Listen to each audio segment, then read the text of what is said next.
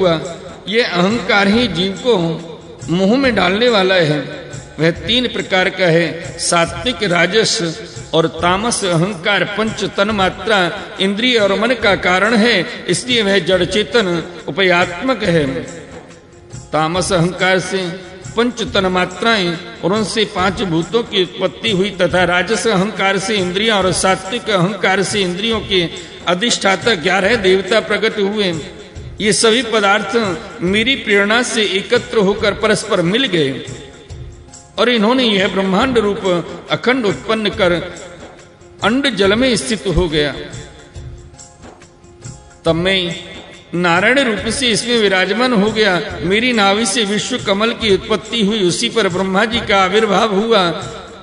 विश्व समष्टि के अंतःकरण ब्रह्मा ने पहले बहुत बड़ी तपस्या की, उसके बाद मेरा कृपा प्रसाद प्राप्त करके रजोगुण के द्वारा भू भुवः स्वः अर्थात पृथ्वी, अंतरिक्ष और स्वर्ग, इन 3 लोकों की और इनके लोकपालों की रचना की।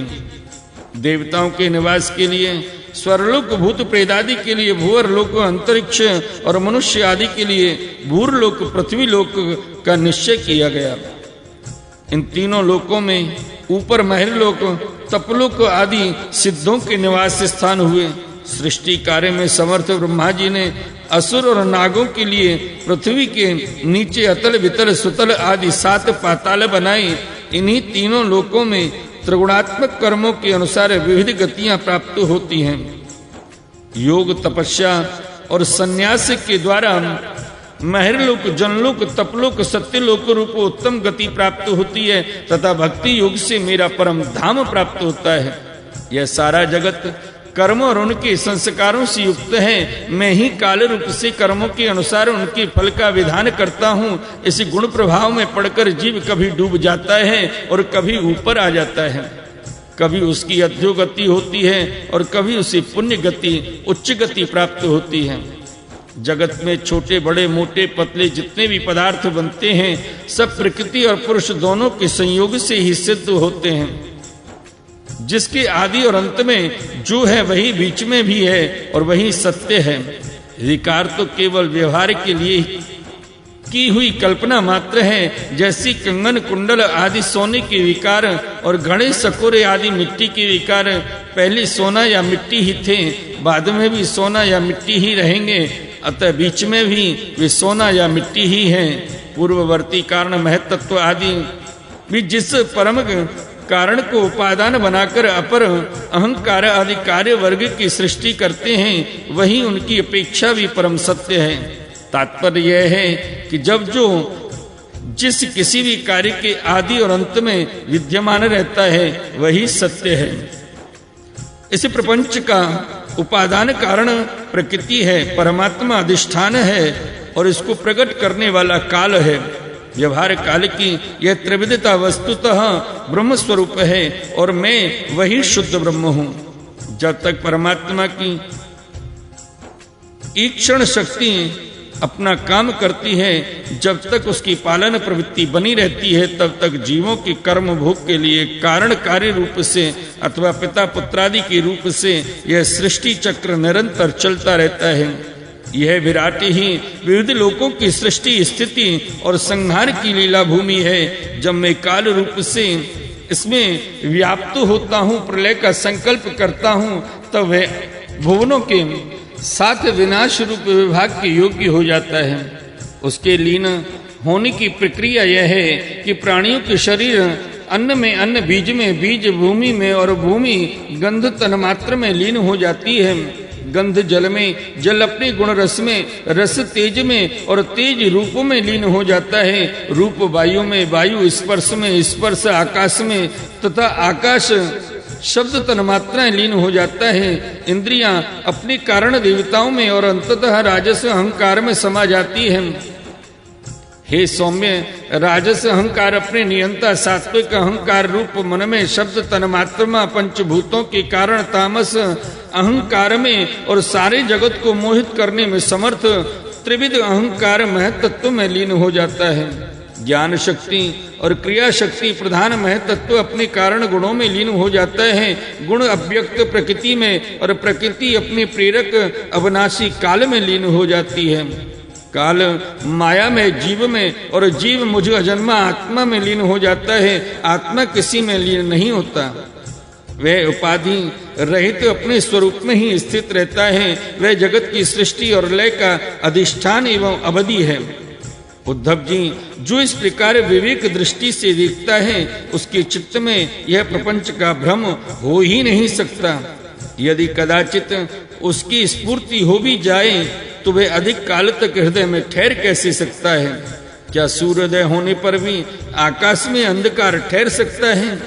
उद्धव जी, मैं कार्य और कारण दोनों का साक्षी हूँ। मैंने तुम्हें सृष्टि से प्रलय और प्रलय से सृष्टि की सांख्य विधि बतला दी।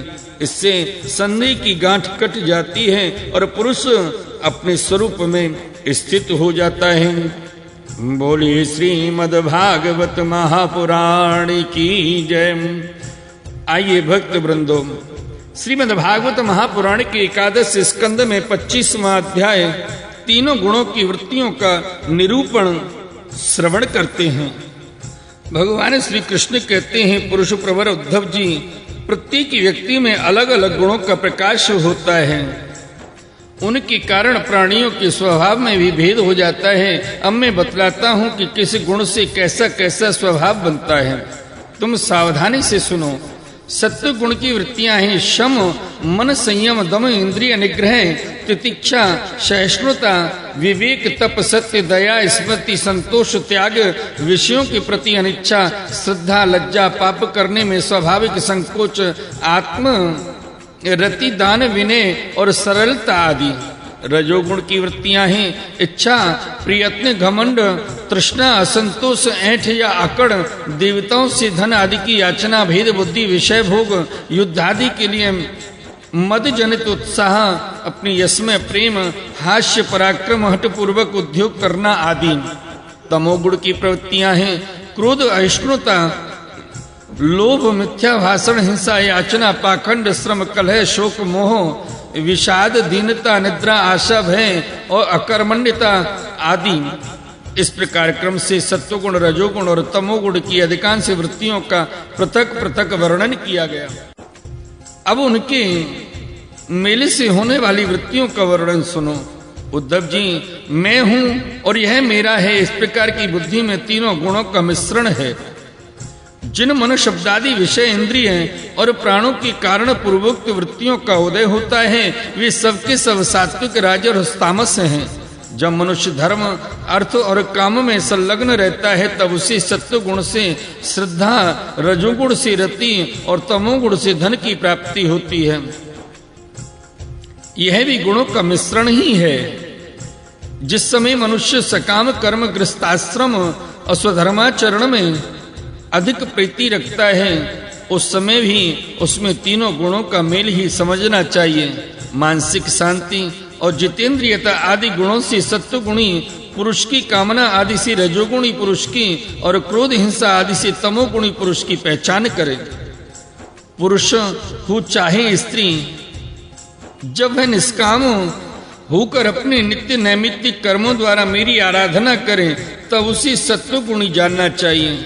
सकाम भाव से अपने कर्मों के द्वारा मेरा भजन पूजन करने वाला रजोगुणी है और जो अपने शत्रु की मृत्यु आदि के लिए मेरा भजन पूजन करे उसे तमोगुणी समझना चाहिए।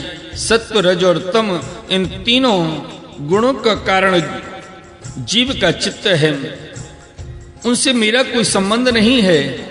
इन्हीं गुणों के द्वारा जीव शरीर अथवा धन आदि में आसक्त होकर बंधन में पड़ जाता है। सत्व गुण प्रकाशक, निर्मल और शांत है। जिस समय वह रजोगुण और तमोगुण को दबाकर बढ़ता है उस समय पुरुष सुख, धर्म, ज्ञान आदि का भाजन हो जाता है। रजोगुण भेद बुद्धि का कारण है, उसका स्वभाव है आसक्ति और प्रवृत्ति। जिस समय तमोगुण और सत्वगुण को दबाकर रजोगुण बढ़ता है उस समय मनुष्य दुख, कर्म, यश और लक्ष्मी से संपन्न होता है। तमोगुण का स्वरूप है अज्ञान, उसका स्वभाव है आलस्य और बुद्धि की मूढ़ता। जब वह बढ़कर सत्वगुण और रजोगुण को दबा लेता है तब प्राणी तरह तरह की आशाएं करता है, शोक मोह में पड़ जाता है, हिंसा करने लगता है अथवा निद्रा आलस्य के वशीभूत होकर पड़ रहता है। जब चित्त प्रसन्न और इंद्रियां शांत हो, देह निर्भय हो और मन में आसक्ति ना हो, तब सत्वगुण की वृद्धि समझनी चाहिए। सत्वगुण मेरी प्राप्ति का साधन है। जब काम करते करते जीव की बुद्धि चंचल, ज्ञानेन्द्रियां असंतुष्ट, कर्मेंद्रियां विकार युक्त, मन भ्रांत और शरीर अस्वस्थ हो जाए तब समझना चाहिए कि रजोगुण जोर पकड़ रहा है। जब चित्त ज्ञानेन्द्रियों के द्वारा शब्दादि विषयों को ठीक ठीक समझने में असमर्थ हो जाए और खिन्न होकर लीन होने लगे, मन सूना सा हो जाए तथा अज्ञान और विषाद की वृद्धि हो, तब समझना चाहिए कि तमोगुण वृद्धि पर है। हे उद्धव जी, सत्वगुण के बढ़ने पर देवताओं का, रजोगुण के बढ़ने पर असुरों का और तमोगुण के बढ़ने पर राक्षसों का बल बढ़ता है। वृत्तियों में भी क्रमशः सत्वादि गुणों की अधिकता होने पर देवत्व, असुरत्व और राक्षस